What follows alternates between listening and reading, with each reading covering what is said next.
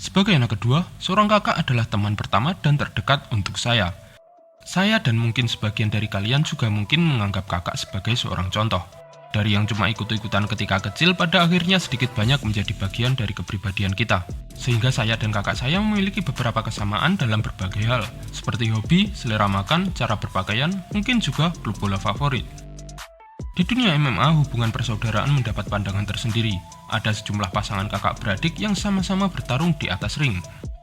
Meskipun para petarung kerap mempertontonkan kekerasan, mereka akan selalu memiliki ikatan istimewa untuk saudara mereka. Sebagian besar dari mereka. Dan inilah beberapa kakak beradik paling dikenal di dunia MMA. Kita mulai dari Pettis bersaudara. Anthony sang kakak telah lebih dulu terjun di dunia MMA dan UFC. Perjalanannya di UFC benar-benar luar biasa, dan siapa pula yang bisa melupakan Showtime kick-nya yang legendaris. Setelah bertahun-tahun berkarir di UFC, adiknya pun tiba di UFC pada tahun 2013. Memiliki postur yang lebih kecil, Sergio bertanding di kelas terbang dan bantam.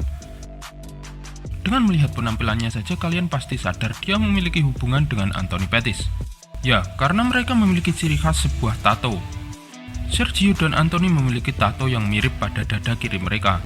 Tato itu merupakan potret dari ibu mereka, dengan tambahan tulisan dalam bahasa Inggris yang artinya, "Semua yang saya miliki atau saya akan menjadi, saya berhutang kepada ibu saya." Baru-baru ini Sergio memiliki pencapaian yakni sabuk juara Bellator, sedangkan Anthony memulai promotor MMA-nya sendiri yang diberi nama Showtime Fighting Championship. 9. Diaz Brothers. Sangat salah jika kita bicara soal kakak beradik di MMA tanpa Diaz Brothers. Karena sudah tertebak nama Diaz pasti ada di sini, kita bahas dulu saja. Mereka dikenal sebagai sepasang saudara yang sangat loyal. Hanya terpaut 2 tahun, tapi sanksi dari USADA terhadap Nick membuat era mereka terpisah. Yang mana itu memperjelas baik Nate maupun Nick masing-masing memiliki legasi yang kuat. Nick yang seorang petarung murni dan bertarung untuk sabuk welterweight, dan Nate yang seorang entertainer, money fighter, dan bertarung untuk sabuk BMF. Keduanya juga memiliki sifat yang mirip. Keduanya merupakan fighter yang provokatif baik di luar ring maupun di dalam ring, dengan gerakan khas mereka Stockton Slap.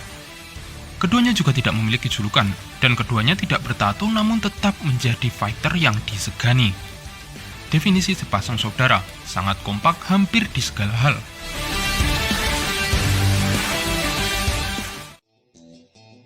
Di era awal MMA, UFC memiliki Ken Shamrock sebagai salah satu pionirnya. Ken menjuarai UFC 6 setelah mengalahkan Dan Severn. Ia juga terkenal dengan perseteruannya dengan Tito Ortiz pada TV series The Ultimate Fighter.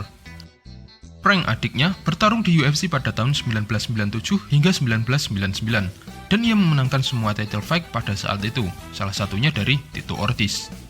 Ia juga bertarung di WEC dan Strikeforce. Frank juga dikenal sebagai fighter well-rounded atau bisa striking maupun wrestling pertama yang pernah ada. Ikatan mereka berbeda dengan kakak beradik lain yang sudah kita bahas. Meskipun bersaudara, mereka tidak memiliki hubungan darah. Keduanya adalah anak adopsi dari Bob Shamrock, ayah angkat mereka, yang kemudian masing-masing dari mereka mengganti nama belakang mereka menjadi Shamrock. The Emelianenko Brothers memiliki karir yang sangat berbeda. Yang tertua, Fedor, adalah veteran yang bisa dibilang heavyweight goat di MMA secara keseluruhan, dan telah mengalahkan banyak fighter hebat. Dia meneror legenda-legenda Pride seperti Mark Coleman, Mirko Cro Cop, Antonio Rodrigo Nogueira, dan Kevin Randleman. Alexander, yang lebih muda 5 tahun, tidak pernah keluar dari bayang-bayang Fedor. Itu adalah bagian yang sangat sulit ia dapatkan. Kemenangan terbesarnya hingga saat ini datang dari Sergei Kharitonov dan Gabriel Gonzaga. Meskipun tetap, dia tidak selamat dari knockout mengerikan saat ia menghadapi Cro Cop. Alexander terakhir kali bertarung pada tahun 2018 lalu. Sedangkan Fedor masih bertarung di Bellator, dan Bellator sedang menyiapkan pertandingan pensiunan untuknya, yang rencananya digelar di Moskow, namun terancam gagal karena isu Rusia-Ukraina. Sebenarnya ada satu adik Fedor lagi yang sempat akan ia bawa ke MMA, Ivan, tapi tidak pernah terdengar lagi. 6. Lauzon Brothers. Joe Lauzon memiliki karir yang bagus di UFC. Meskipun tak pernah memegang gelar, ia dikenal sebagai bounty hunter atau pemburu bonus. Dan Lawson tidak memiliki keberuntungan yang sama dengan kakaknya, tapi ia juga pernah berkarir di UFC yang mana kurang sukses. Di luar UFC, Dan juga memegang sebuah kemenangan submission atas Bobby Green. Kebersamaan mereka jarang tersorot kamera. Menurut Dan, hubungan mereka juga baik-baik saja. Mereka juga tetap berlatih di gym yang sama. Jadi mari berasumsi hubungan mereka baik-baik saja, walaupun ada berita yang mengatakan tidak. Tapi yang pasti salah satu hal yang membuat hubungan mereka lebih dikenal adalah karena video lama pertarungan mereka di halaman belakang. Di dalam video tersebut, Joe yang memang lebih berbakat dan lebih tua 4 tahun dalam tanda kutip membuli adik laki-lakinya tersebut, yang diakhiri dengan sebuah rear naked choke. Di dalam video tersebut, Dan terlihat sangat emosional bertarung dengan Joe yang lebih tenang. Video ini juga di breakdown langsung oleh Joe Lawson. Alistair dan kakaknya Valentin memiliki kisah yang sama dengan Emelianenko. Mereka berdua adalah veteran di kickboxing dan MMA. Tidak perlu perkenalan, kalian pasti sudah tahu Alistair Overeem sebagai bintang UFC. Tapi jauh sebelum berkarir di UFC, ia pun sudah menyandang gelar legenda dengan sabuk K1, Dream, dan Strike Force-nya. Valentin memang tidak sementereng Alistair, tapi ia juga seorang veteran di dunia pertarungan. Valentin telah melalui lebih dari 60 pertandingan pro. Sayangnya jumlah kekalahannya lebih banyak dari jumlah kemenangannya. Tepatnya 30 kemenangan berbanding 32 kekalahan. Valentin selalu kesulitan ketika menghadapi fighter level atas. Meskipun begitu, ia juga memegang sebuah kemenangan mengejutkan atas Randy Couture di turnamen King of Kings. Semenjak Gilbert Burns beralih ke divisi welterweight, dia berubah menjadi monster yang berbeda. Ia langsung menorehkan 6 kemenangan beruntun yang mengantarkannya pada title shot. Ya, ia gagal pada title shotnya tersebut, tapi ia bisa bangkit kembali setelah mengalahkan Stephen Thompson. Herbert Burns, adiknya masuk ke UFC lewat Dana White Contender Series. Dia mendapatkan kontraknya setelah mengalahkan Darrick Minner via submission. Setelah menandatangani kontraknya, Herbert menorehkan 2 kemenangan impresif KO dan submission atas Ned Landwehr dan Evan Dunham. Sayangnya pertandingan ketiganya harus berakhir dengan kekalahan TKO atas Daniel Pineda, yang menjauhkan mereka dari tujuan mereka untuk menjadi sibling champions.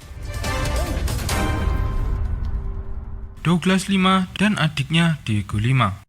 Satu di Bellator, satu lagi di UFC. Douglas memiliki karir yang lebih baik dari Diego. Douglas adalah fighter yang underrated, seorang veteran, mantan juara 3 kali dan 3 kali menjuarai turnamen Bellator. Sepanjang karirnya ia sudah mengalahkan nama-nama besar seperti Paul Daly, Rory McDonald hingga Michael Venom Page. Dan kehadirannya di UFC selalu dinanti walau mungkin tidak akan pernah terjadi. Karir Diego tak semujur kakaknya, meskipun ia berkarir di promotor yang lebih bergengsi. Ia kesulitan untuk konsisten. 2 kali menjadi finalis di UFC pun keduanya harus berakhir dengan kekalahan. Dan pada tahun 2019 lalu Diego memilih untuk berhenti bertarung. 3 minggu menjelang pertandingannya dengan Miguel Baeza. Douglas dan Diego bersama beberapa pengajar lain juga memiliki kepemilikan atas salah satu gym ATT, American Top Team Tim 5. Satu-satunya kakak beradik wanita yang saya masukkan di daftar ini, dan kakak beradik wanita paling dikenal di MMA.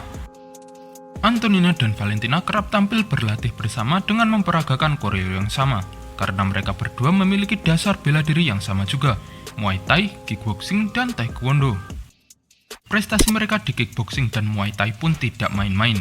Ada lebih dari 30 emas Muay Thai di antara keduanya. Lebih tua 3 tahun, Antonina justru masuk ke UFC lebih akhir. Dia menyusul adiknya di tahun 2018, di mana Valentina pertama kali memegang sabuk flyweight dan mendominasi seisi divisi.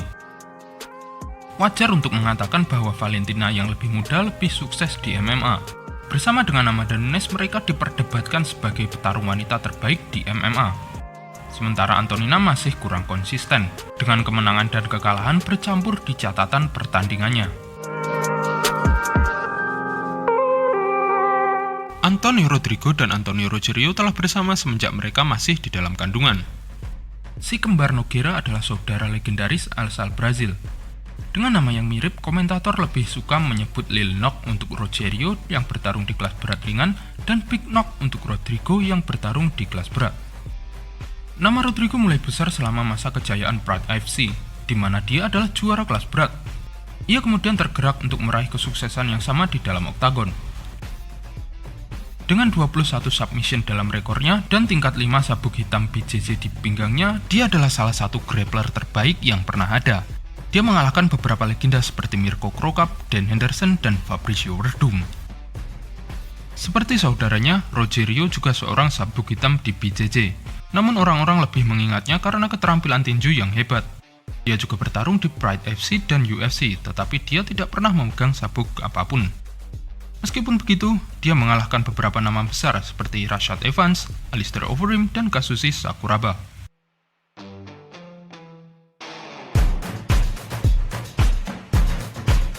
Jadi kakak adik mana nih favorit kalian? Coba komen di bawah, atau di luar daftar ini juga bisa. Oke, sampai jumpa.